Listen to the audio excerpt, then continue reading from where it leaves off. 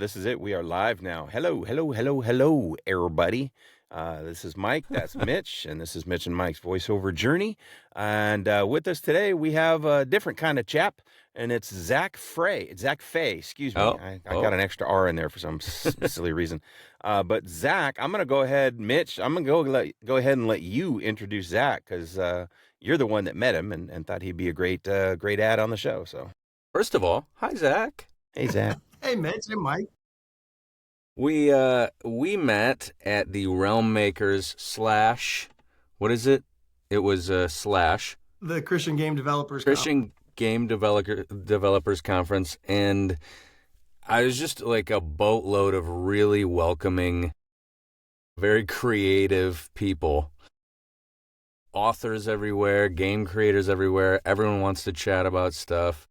And I came across your game that we'll talk about. We'll get in more depth on Light Gliders, but this gorgeous booth of it kind of like, it's definitely eye drawing already. And then I chat with you and your either co-author, and you were both like, you have all this beautiful stuff, and you were nice guys. I'm like, I need to email these gentlemen pretty fast. So that being said, I'm just going to start it off with, I haven't heard anything about how you made it this far, how you made an entire game and books.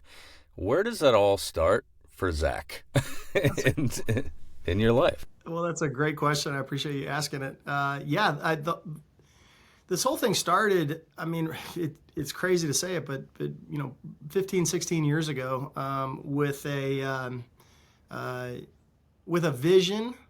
I was someone who had worked both in ministry with kids, spent a lot of time with kids, and then I worked in management consulting, completely different. Worked in New York doing management consulting. So talk about two different worlds, a ministry world and then a business world. And as I spent many years in each of those, whether you want to call my life, all of that a career or not, because, those two things didn't match up or didn't seem to match up. But they did in this way. I remember when I was working in management consulting after I'd spent many years as a youth pastor, I remember working on lots of other visions, lots of other ideas, like, business problems. I was traveling around the country trying to offer solutions. And I remember thinking to myself, man, I can't wait to have my own vision that I work on. It's fun to work on all these others to a certain extent, but then you leave. So I remember really just kind of praying about what's something that I could really get behind and put a lot of energy and time and effort in. And so I started, looking at just kind of how I'm wired.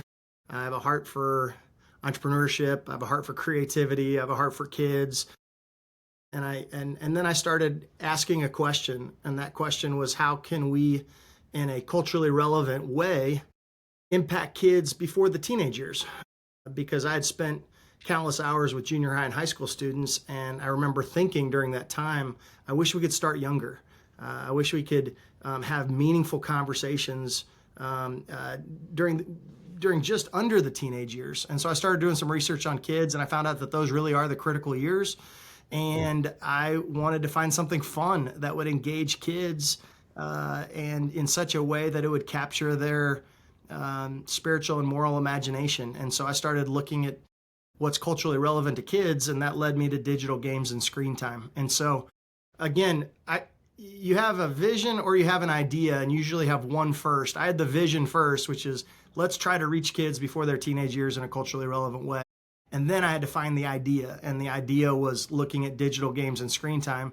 And I started seeing the global popularity of these virtual worlds, these interactive spaces where kids got to create a character and play games and explore and socialize and customize unique spaces. And I saw how every time a kid logged in, they had a new open-ended, self-directed experience every time. And so I thought, man, this would be fun, because unlike a movie or even a book, which is usually a one-time experience, this could offer lots of opportunities to connect and potentially offer something meaningful to a kid during the pre-teenage years. And so I started exploring what it would look like to create a virtual world. And again, this is like 16 years ago. So the most popular virtual world for kids at the time was something that I'm sure many people might remember, but do you guys remember Club Penguin? Does that name ring a bell? Club Penguin? No, it's a little past my time. It's way past your time. It was a long time ago. But Club Well, and Penguin, like my kids were, I don't know, my youngest is 22, so he may have been something he might have been interested in, but I don't recall that hitting our house. well, Club Penguin was fascinating because it was basically like this virtual world. It was just desktop, so you would go to a website and you created a penguin, and then all these penguins kind of interacted with each other, and then we had all these different mini games and activities, and you can level up your penguin and decorate your igloo and all these different things. And so the way I kind of thought about this in my head was, how could we create like Club Penguin plus Sunday school, And so I started with just a crazy idea. Started traveling to game design conferences and to find out, who are the game designers out there, what are the game design studios, and really, honestly, I just kind of did the next thing that I knew to do. Like who. Or not new to do, but guessed you would do, which is let's try to find the talent. And then once I secured the talent, then I had to tell them, hey, you got to wait because I got to raise money. So then you got to go raise money. And then once you raise a little bit of money, you tell the talent, hey, I think we could get started and do a milestone. And then what's great is when you start surrounding yourself with really creative people, they challenge you. And that's what's great about collaboration, because I was challenged very early on to ask a really important question. It sounds like such a simple question, but what's fun?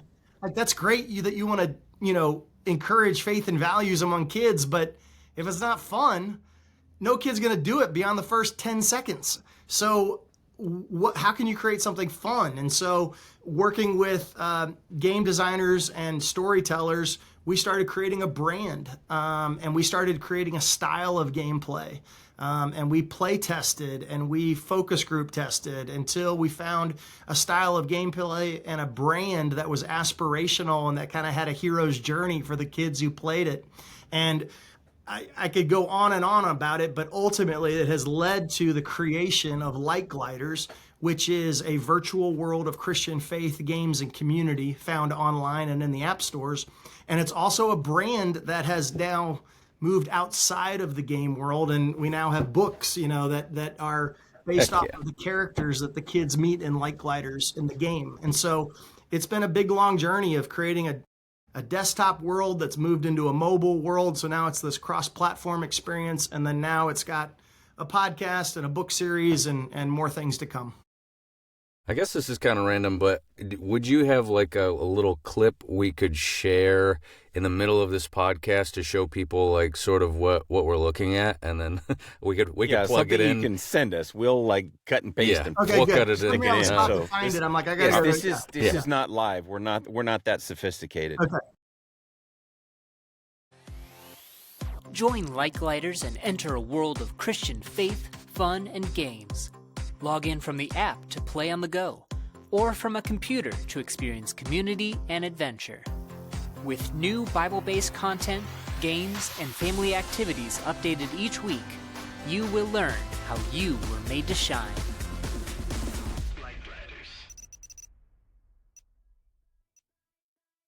I just wanted to show people what drew me in when I walked by your booth, when I wasn't zipping by to get Katie Lee like a hot dog or whatever. Yeah. So just to explain to everybody how this occurred. Yeah. Mitch had gone to this conference with Katie Lee, two-time guest Katie Lee. Everybody loves Katie Lee, and she was going to be in Michigan, and called Mitch up and said, "Hey, can you kind of be my Boy Friday or whatever, and be my gopher wingman, wingman, yeah." So Mitch got to go to this conference, which is ironic because I'm the Christian in the group, and I'm like, dang, why don't you come to Dallas and do the thing? Why isn't this conference in Dallas? Because I could be your lackey.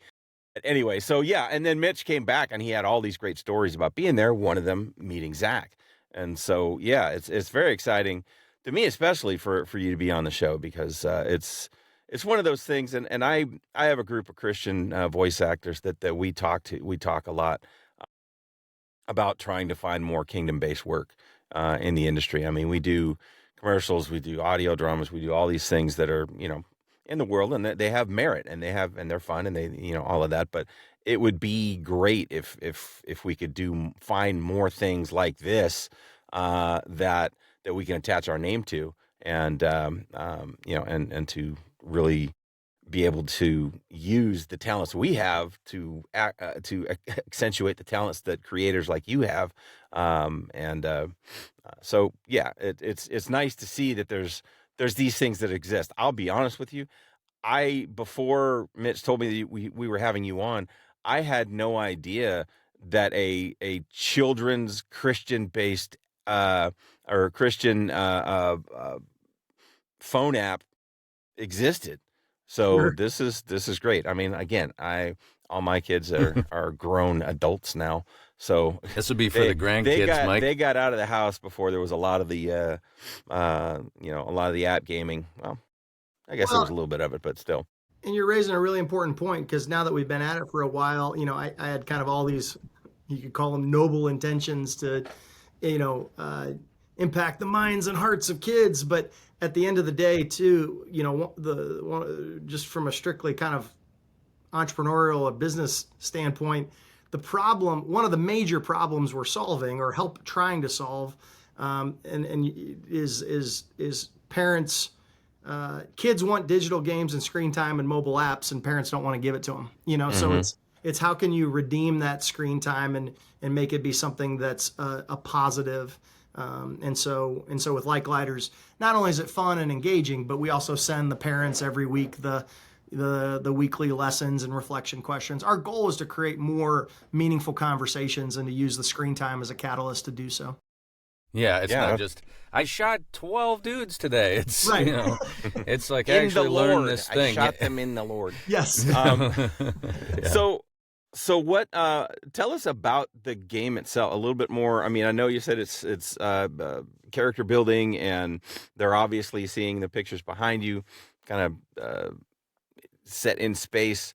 What do these characters do? What does, if I was to get this game and start playing this game, what would I be focusing on? What gets me leveled up? Yeah, that's a great question. Because the other thing we've learned, just by being Christian, we've actually kind of, and being blatant about that, there's the net of who's interested in this has all automatically gotten a little smaller. And so you want to cast as wide a net as possible when it comes to the what are called the gameplay motivations of kids, because some kids love battle, some kids love exploration, some kids love self-expression, so how do you cast as wide a net as possible? So I'll tell you kind of like what the primary gameplay is, but then I'll also tell you about all these kind of secondary entry points. So when you sign up for Light Gliders, you get to create your character. You become a Light Glider. You become a character in this story. And the best way to describe the story is it's an interactive parable. It's a story that is created to teach, but you become one of the characters, and you learn as a Light Glider. From a gameplay standpoint, you have 3 goals: respect, rescue, and restore. And respect is basically the overarching goal of the community, because you are now part of a virtual community. You will see other players in there. You'll have opportunities in a safe chat environment. We have events in the game every day. We have a calendar of events, so kids follow the calendar of events, and we have parties and hangouts and whatever, and they're all different themed, and there's different things going on at each one. So respect is goal number 1. Rescue is goal number 2. When you become a Light Glider, you get your hoverboard and you become a student at this place called Light Glider Academy. But your goal is not just to stay in the safety of the academy, even though there's a lot of fun there and there's a lot of mini games there. Your goal is to go into the Yonders, which is the dangerous area of this mystical land called Glydian. And in the Yonders, there's these cute little creatures. One of them's behind me in the purple. They're called Gliddles, and they are lost or captured by machines in the Yonders. And so you have to go into the Yonders and battle the machines to rescue the Gliddles. And so there's a whole mechanic there of fun gameplay that's very Twitch based, and then the third goal of a light glider, so you've got respect, rescue, and then restore. The land of Glydian, especially out in the area that we call the Yonders, is covered in this mysterious dark substance called blight. And you as a light glider have a resource, a light resource around you. I get the and reference. you have to use your light to restore the land from the blight. And then inside the game, if you want to, we have opportunities to kind of step back and look at the overarching story of respect, rescue, and restore, and talk about how that actually teaches the true story of God's love for us, revealed in the Bible. This idea that God is this great respecter of us. He created us in his image, that Jesus is the great rescuer, and that one day this world will be restored. And so as you engage in the gameplay, you have an opportunity to learn the truth, beauty, and goodness of a biblical worldview. Now, that stuff is not forced on the kids, but it's in there. You can do it. And then, so that's the primary gameplay. Like, you have different missions in the game. And so if you go to your quest button, the next Yonders mission is available to you. But then we also know that, that's not every kid's desire is to go rescue glittles. Like, how can Light Gliders is also a platform of lots of games. So we've created, hundreds and hundreds of mini games that are inside the platform. And as you engage in the mini games, there's videos in there too. As you watch the videos, you can level up your character that way as well.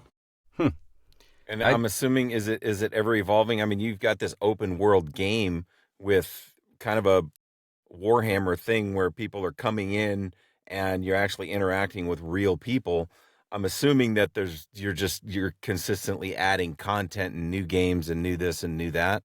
Yeah, that's what I didn't know I was getting myself into, because that is a lot. There's a lot to that. Yeah, we're always adding new stuff.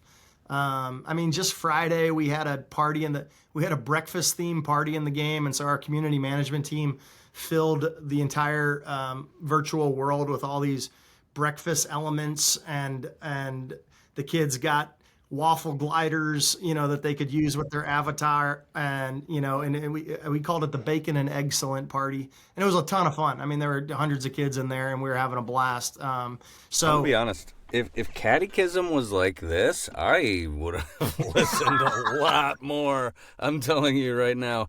And I don't want to recite Latin. I want to play a game. That's much better. Only for a second, removing the religious aspect of it, the 3 R's are beautiful parts of learning how to be human in the world. I mean, obviously there's other things you need to learn as a human, but that's amazing. I mean, right there, that's really cool, and then a fun way of doing it. I mean, I want to rescue a glittle.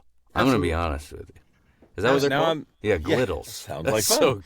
That's so However, cute. what's the demographic here? What's the age range that you're shooting for? Yeah, I'd say Light Gliders kind of lives in the 7 to 13, 8 to 14 year range. I think the older side of that range really enjoys the community, the virtual community, and that aspect. And then the younger side of that range really enjoys the mini games. Again, it goes back to a 13-year-old boy and a 7-year-old girl have different gameplay motivations. So with Light Gliders, we try to cast as wide a net as possible to reach all the different, gameplay motivations of different types of kids. And I'm assuming, as a father,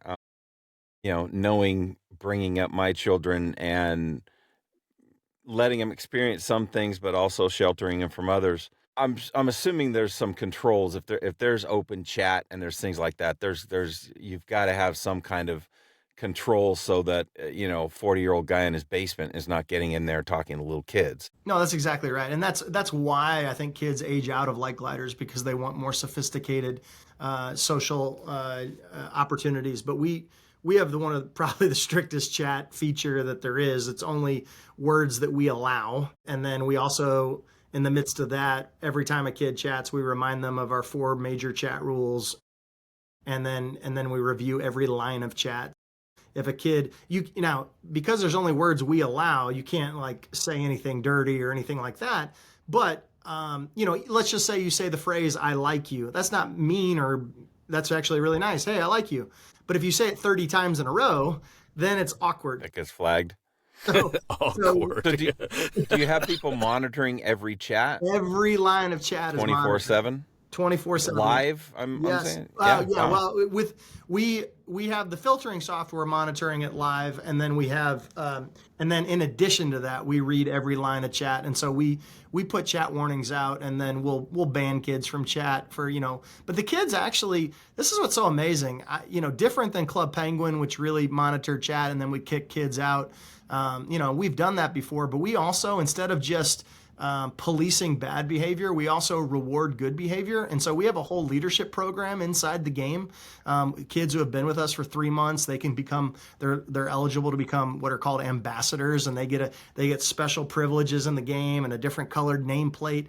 And Wow. our ambassadors actually serve as incredible like servant leaders in the game, and so even if they see something that's like a little off, they'll send us a user report immediately. I mean, the kids are really good about policing themselves. That being said, like I said, we're in there all the time and we watch everything. But we've been and then we have regular moderation and community management meetings, and and if there's anything that just seems a little off, like we deal with it immediately. But ultimately, the families that really use Light Gliders are really thankful for the safe chat function, because even in the midst of the fun events like the bacon and excellent party we had on Friday, we also have every Thursday we have something called Bible Chat, where the kids talk about the weekly theme and theme verse.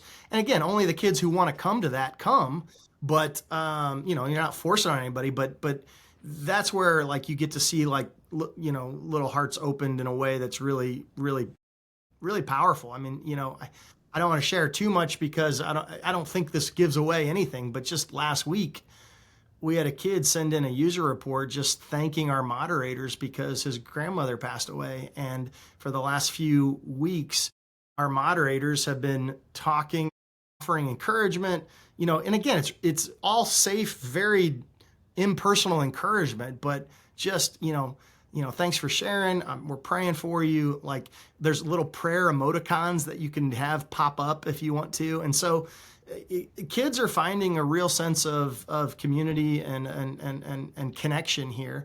And then the thing that blows me away is some families really do use it as a tool for their own family. You could call it family discipleship for their own families, like way to connect with their kids throughout the week. Because every Monday we send a weekly email to the parents with the lessons, the reflection questions, the scripture verse. Like I said, we have a weekly podcast that goes through those things, and so it's cool to see how families are using both the in-world and then the content to create meaningful connections outside of the virtual world. Yeah, that's quite an ingenious way of using a platform that's usually just mindless Right. doom scrolling and playing game. I mean, I was at the park a couple weeks ago with my daughter and my grandkids, and I remember that there was another family there, and there were two. I mean, they were teens. They were probably 13 to 15. They never looked up from their phones the entire time they were there. They were just playing a game and talking about the game and never even making eye contact with each other. And I know this is, that's a troublesome thing to a lot of parents. So it's interesting that you've taken that and made a positive out of it. Yeah. And we get in trouble and for it. I mean, I will say that, and what I mean I'm by sure that, there's people that will be like, oh, no, but we get it from both sides. We get it from people who are like, no, like, why are you doing this? And then we'll also get like, why didn't you make it more immersive, like a AAA game and there was actually strategy behind this kind of dip in and dip out. Like we have tons of mini games. A mission you're not going to sit there for 5 hours and play Light Gliders. We want you to have an event that you come to, a mini game you play, maybe a mission that you do, and then a way to connect with the person who cares about you the most outside the game. our goal is not to get kids in front of screens for hours and hours and hours. Our goal is to offer something that's positive, that can actually create and encourage real world impact. I mean, in Like Gliders, the curriculum that we put in it, we call it the Know, Grow, Show curriculum. We want kids to know something. We want them to grow in a certain value, but then we also give them practical ways to show it in the real world around them. And that's ultimately what we're trying to get kids to catch a vision for. That's great. And again, speaking, this is a very faith-based podcast. So hopefully, our regular listeners are listening to this, you're getting something out of this. But I will say, this weekend, my church is focused on missions during November. And we had actually a local speaker. I don't know if you've ever heard of Shane Pruitt. He's the head of, I can't remember what the organization is, but he's actually local. He lives in Rockwall, Texas, where I am. And so he was guest speaking and talking about the mission field from a children's perspective. And one of the things that he said was that we always talk about, these children, they're the future of the church, they're the future of the church. And he was like, no, we got to stop thinking about that. They are part of the church now. They have a mission field, and that is other kids in their school. That is other, and so this is just another platform to be able to say, hey, I'm playing this, or be playing a game and have some kid go over his shoulder saying, what are you playing? And start to have a discussion about it. So that part of it, I think, is really cool, because most kids are not apt to, there's that tween age, right? Where you're like, when you're 6, they just talk about everything. We learned about Jesus this weekend, and they'll tell anybody anything. And then they get to that shy point where they lose the confidence in just spouting stuff off. And then hopefully they grow out of that as an adult, but and even as a teen. But to have this to be something where maybe it gives an avenue for them to start talking about the gospel is pretty cool, I think. Well, yeah, I agree. And that's what's kind of fun about the book series coming out, because as the kids engage in the world, they meet these 7 leaders, and these 7 leaders all come from different parts of the world and actually different times in history. And they all enter into this mystical world called Glydian. It's almost like Chronicles of Narnia for the digital age, because, and with the book series especially, the books are middle grade fiction. Like the series is we have, each of these characters are getting their own book, and it's kind of an origin series. And we're getting feedback now. Yes, the themes of respect, rescue, and restore are like explicitly in there, but like these books, anyone can read, not whether you have a faith background or not. And like I said, the goal is to kind of capture the spiritual imagination and anchor it on something that's true and good. And so, you're right. I mean, there are different aspects that are maybe more explicitly Christian, and then others that are kind of like a way to dip your toes into the brand and be like, oh, wow, this is creative and this is fun, and let me learn more.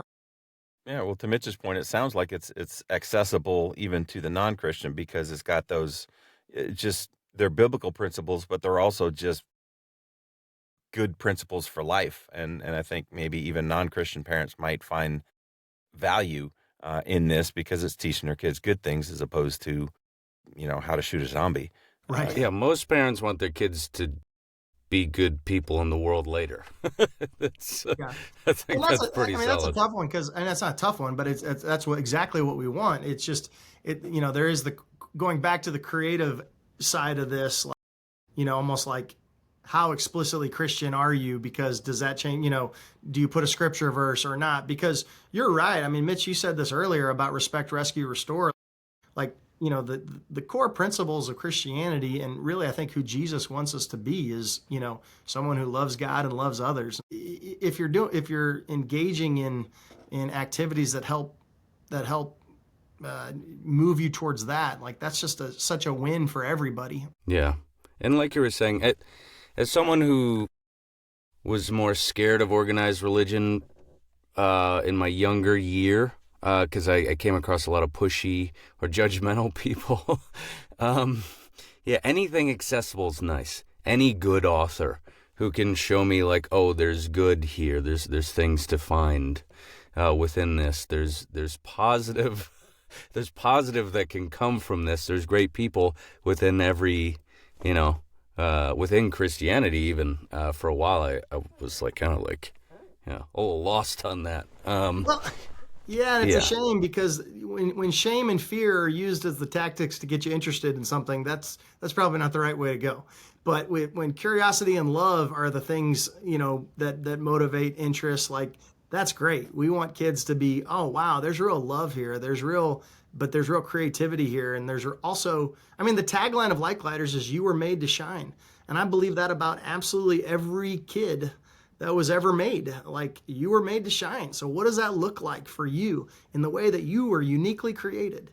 What does it look like for you to shine in the world around you? And every and again, I want to voice in video games, so I'm not disparaging them completely, but most video game producers, most game, app-based game or mobile game, producers are developing their game to be consumed. How can I get out there and get the interest of more people so that they spend more hours in my game, because that makes me money. And then, obviously there are creatives and they're not just putting out mindless stuff. Some people are, but it's interesting to just hear from you just a different perspective of, yes, you have to be an entrepreneur and be smart about it. And the only way the game is going to exist is if it makes money. But at the same time, the content is purposeful. The content is reachable and is put out there, from what it sounds like, to to reach both the Christian kid and the non-Christian kid, and to give them something positive that if they're going to spend time on that phone or on that tablet, at least they're finding something, a little bit of that time will be in something positive that maybe they're going to learn some good lessons from. Yeah. Yeah. And I'll speak for Mike. Both of us went into, Mike and I went into voice acting because we enjoyed the play of it. We want to play around. We're not as much do crazy voices. And, yeah, and we're playful. We weren't entrepreneurs first. Whereas we're it sounds creatives like first. Yeah, we're creatives first. It sounds like you had a dream to actually help in the church, and you're an entrepreneur and business knowledgeable. He had both sides of his brain working together, which is insane to me. I'm lately jealous on that. Yeah, right. But which part do you say does one overtake the other at certain points? Are you like more of a creative in building this thing, or are you more business minded all the time, or are you just everywhere and everything all at once? It's depending on where my self-esteem is, I'm either a jack of all trades and a master of none, or I'm not great at any of them. You know what I'm saying? So I don't really know how to answer that, except to say that there have different seasons of this journey where I've had to lean more on the creative, and then there have been seasons where I've had to lean more on the business. There's times now where I wish I could get back to the creative, and thankfully the books are helpful with that, and then some of the content in the game is helpful for that. But that's a great question. I think you just kind of have to lean, because we're a small organization.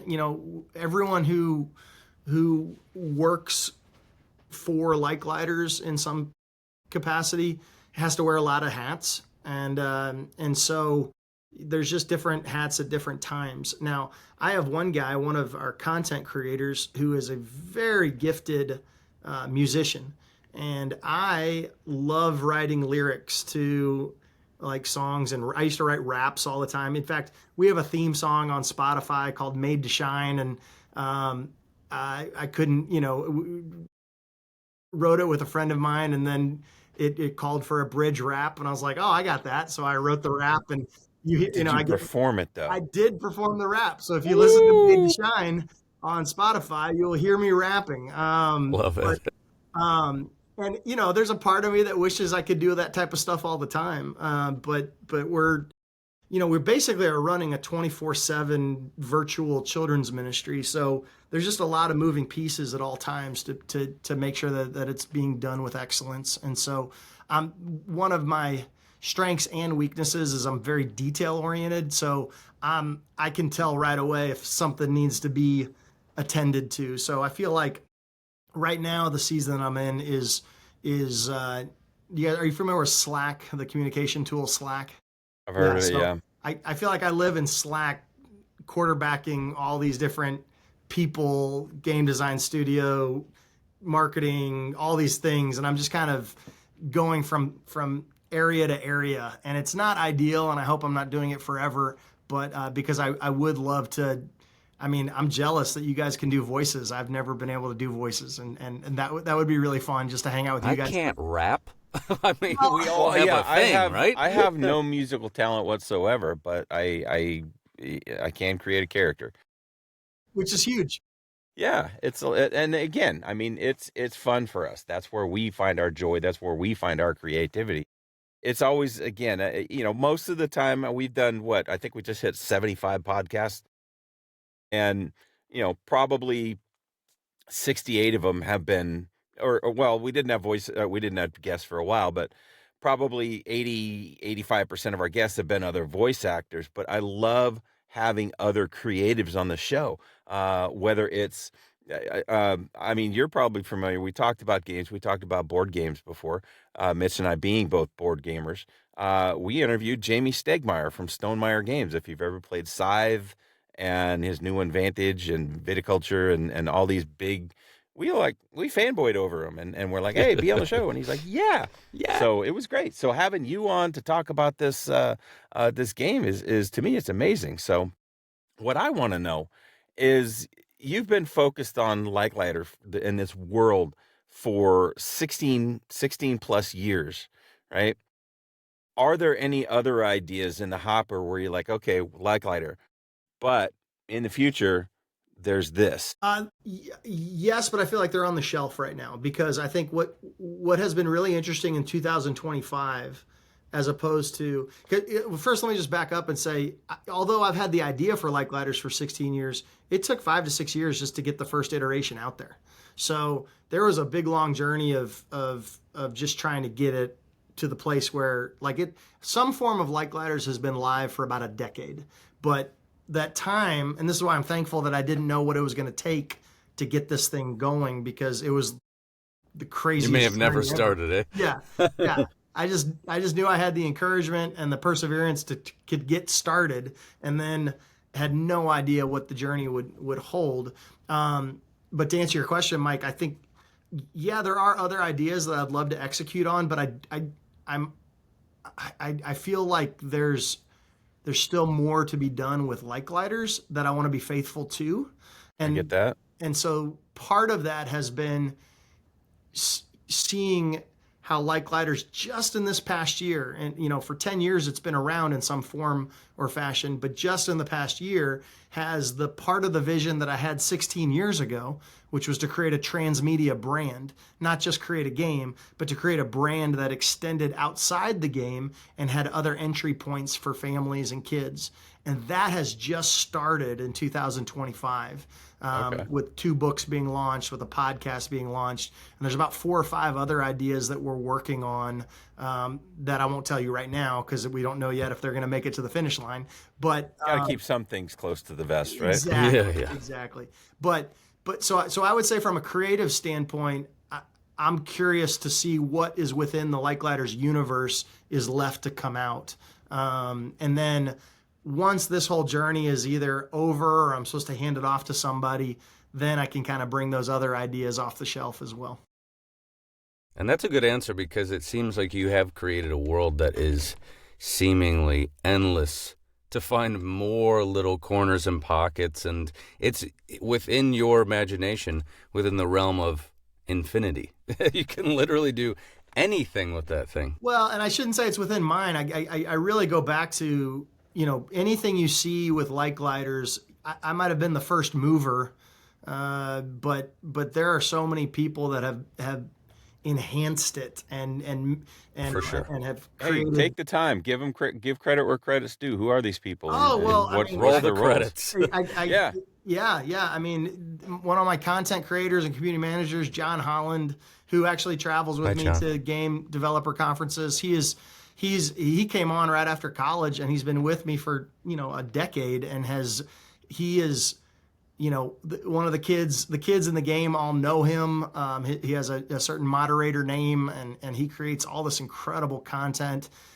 Carrie, Justin, Kayla, Cami, Jessa. I mean, we've got all these interesting people that that all have added to it. And then I'll call out my co-author, Derek Holzer. He's an incredibly talented writer who caught the vision for this, and I gave him a lot of. We started meeting together to storyboard the books when a publisher showed interest in it, and he's added so many elements of story that I would never have dreamed of. And he's incredibly talented. So my point is that, like, anything you see is a collaborative effort. It's not a one-person shop by any stretch of the imagination. And I can't imagine anyone carrying the weight of that whole books and game and everything by themselves. It's a community. You created community within the game, and you need a community. You're wearing many hats right now, you said, and jumping around a lot of different things, but I can't imagine trying to do all that as one person. So that definitely makes sense. Like that's just a recipe for failure. And I've had many moments of falling flat on my face in this. And I mean, that could be another podcast, because I do think if I was ever to write a blog about failure or a book about failure, like there's so much in the journey that I've learned because of failure in this process. Yeah, we get that. We get that. What advice would you give to someone who's trying to build a brand like this? It could be broad. You don't have to go super deep, I guess, or if you want to. You know what I'm saying? To build a brand or to start something from scratch? Start something from scratch that may become what you have become, what your business has become. I would say to start something from scratch, I think you need three things. I think you need an idea that you'd die for. I think, an idea that you really care about, whether it's an idea or a vision, but something that you're like, I can't sleep because I'm thinking about this. And it can be a vision or an idea, but something that you know. And the reason why I think it should be something you die for, or something that might be a dramatic way of saying it, something you care about so deeply, is because you're really going to need two additional things to see it come to pass. One is perseverance. Like, you just are going to have to go and fall on your face and do the next thing that you know to do. And then also encouragement. I think it's really important to have voices, whether it's advisors or people close to you that are encouraging you. I think if you're ever going to create a board, whether it's an informal board or a formal board to whatever it is you're doing, there's only two requirements that board needs to have. One, they need to add value to you as a person, and two, they need to add value to your idea or your business or organization or whatever. But if they don't do one or both of those things, then you don't need to listen to that voice for encouragement, because encouragement and perseverance are the two things you need, along with an idea that you care deeply about.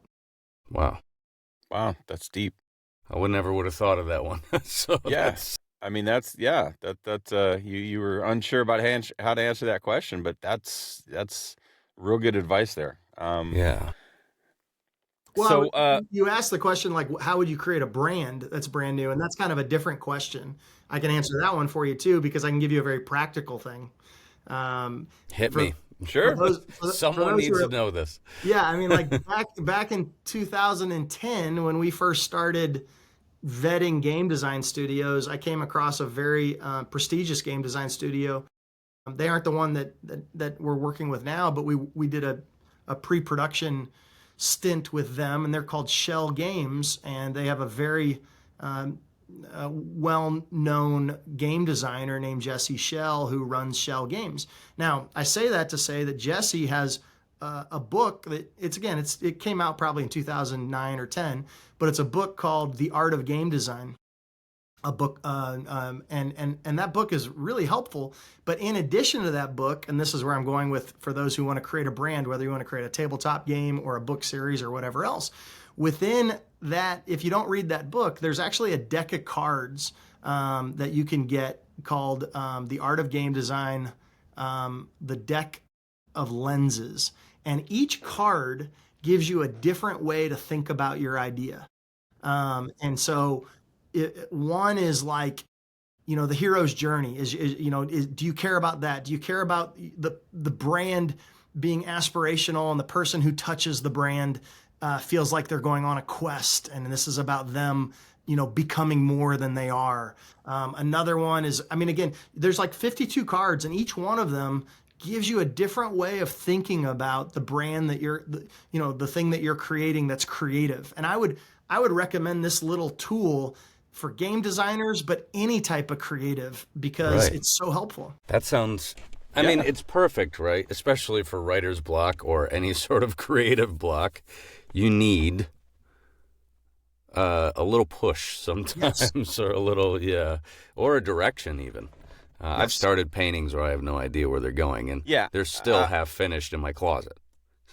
I like to think I'm a writer at times, and there are so many times, like I write and rewrite our Vacation Bible School show, the drama portion. I don't do music, but there are so many times I've sat there and I'm like, okay, I know I have to do this, and I'll just stare at the computer and be like, I have nowhere. So that'd be cool to have some jumping off point to say, what do you want this to be? And that's just a tiny little thing. You're talking about a broad thing like a video game, Whole brand, or an immersive world. There's a little more to it than that. So just a touch. Yeah, you need more than 52 cards, please. Yes, just a smidge. Can I get the larger deck, please? Yeah. Okay. Can I get the collector's edition? Yeah. Any more questions, Mike? I feel like really, it's just it's light gliders. I want everybody to understand that. So if you just went onto the App Store or whatever, non-Apple users version is, I don't know, they're inferior to me. But it's just, you look up Light Gliders, LIGHT GLIDERS, and you can find the app and download it. What's the price point? I'm assuming it's a monthly as well, or is it subscription based? It's a cross-platform product, so you actually just go to www.lightgliders.com to sign up, or you can download the app and get started there. Right now, it's a free trial with a subscription. Individual is $5.95 a month. Family is $9.95. With a family, you can get up to 5 players. But I will say this: I know this is coming out sooner rather than later, but one thing that I'm really excited about is in Q1, so we're probably 3 or 4 months away from it, but towards the end of Q1, we're going to release a complete free version of Light Gliders. So it's going to be premium. And so we're actually in the midst of changing the whole model right now. Now, it'll be freemium, so if you want the full feature set, which is what you get now. Yeah. Free, and then in parentheses with purchases. Yes. Yeah. But we've had our board and the people who speak into it are like, Zach, we need to get this out there even more. We've had, probably about 120,000 kids go through the program. Wow. From about 80 plus countries, and which is super cool. That was going to be my next question. And that's a lot more than I thought.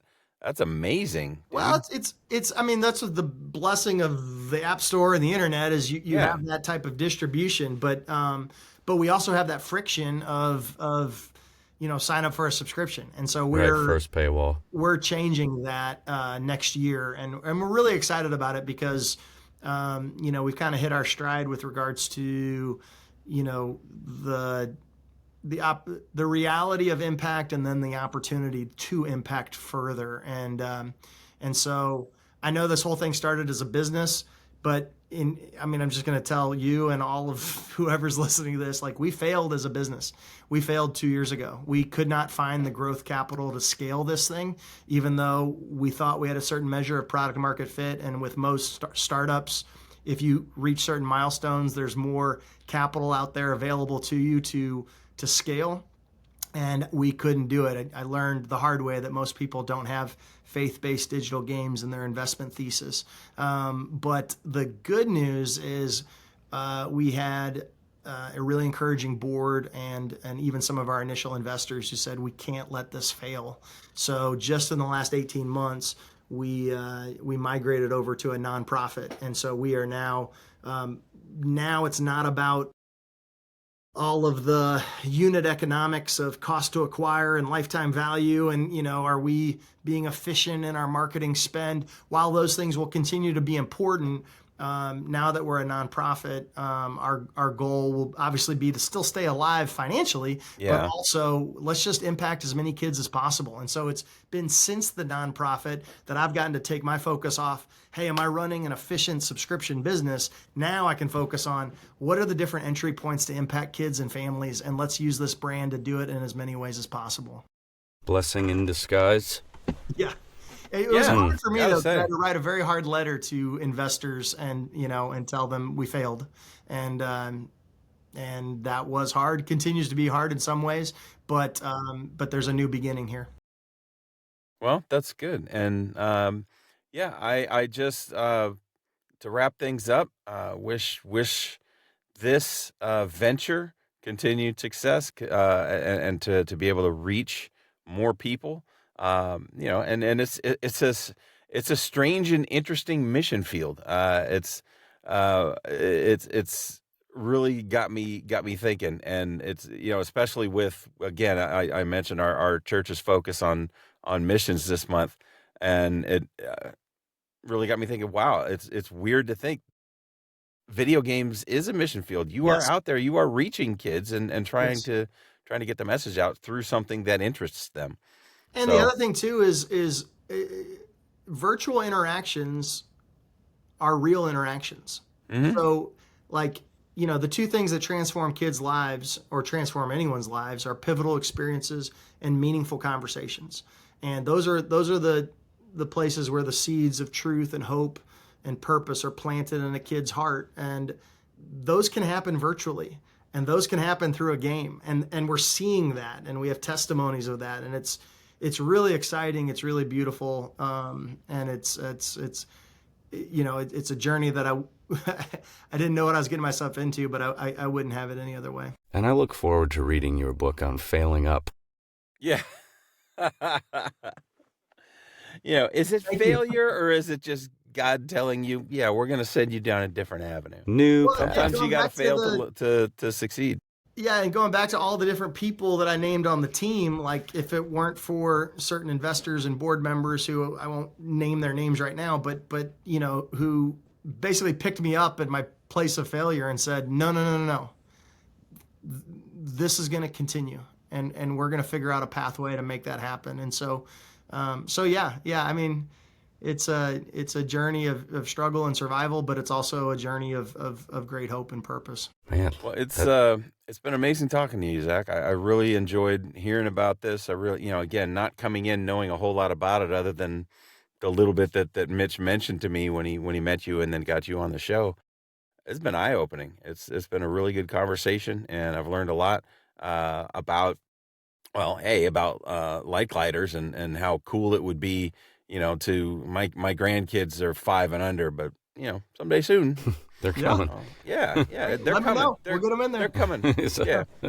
So it gives me something to talk to my daughter about and talk to them about, and just continued keep on keeping on, as they say, and just really, really enjoyed it. So, Mitch, you got any closing thoughts? I'm just glad you're as cool as you seemed to be when I first met you. You're even cooler. So this is just a win, to be honest. You're as pleasant as awesome. So we're going to do an awkward goodbye, I think. That's what we do. You missed out on we do a thing called ChatGPT Roulette, where we write a little goofy script and we perform it. using ChatGPT, but we do the awkward goodbyes, and We do. So that's our thing. So we're just going to say goodbye now. It's going to happen now. It's going to happen sometime here soon. Feel free to join in the awkwardness. It worked. Yeah, Please there you hit go. that button. Silence. Hit the button. That only works if you're actually watching this on YouTube. If you're just listening to it, just know that Zach just shut right up. Cool. All right. Hey, Zach, great. Hope we stay in touch. You're a real cool dude, and I really appreciate it. Yeah, there goes Mitch. He's gone now. I'm leaving. Bye, y'all. Thank It just you. gets worse and worse.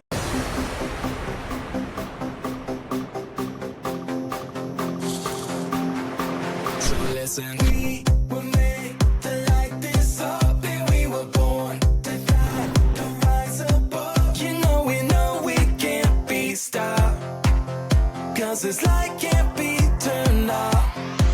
That's light. Ooh, like a million candles burning.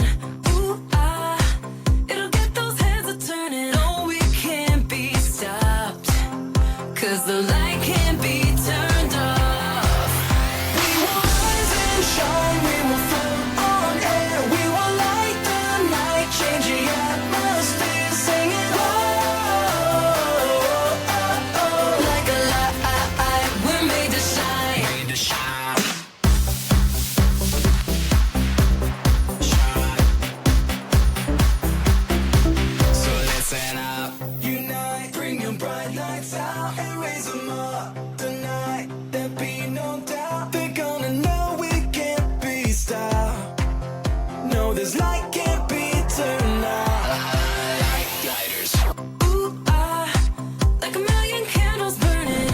Ooh, it'll get those heads a turning. No, we can't be stopped, 'cause the light can't be turned off. We will rise and shine, we will float on air, we will light the night, change the atmosphere, singing whoa, oh, oh. Like a light, we're made to shine. Made to shine. You know this light inside me, it's time to turn it on. 'Cause the fight of the night is the blight, and the bright of my light will overcome. So take me on this journey, take me on this ride.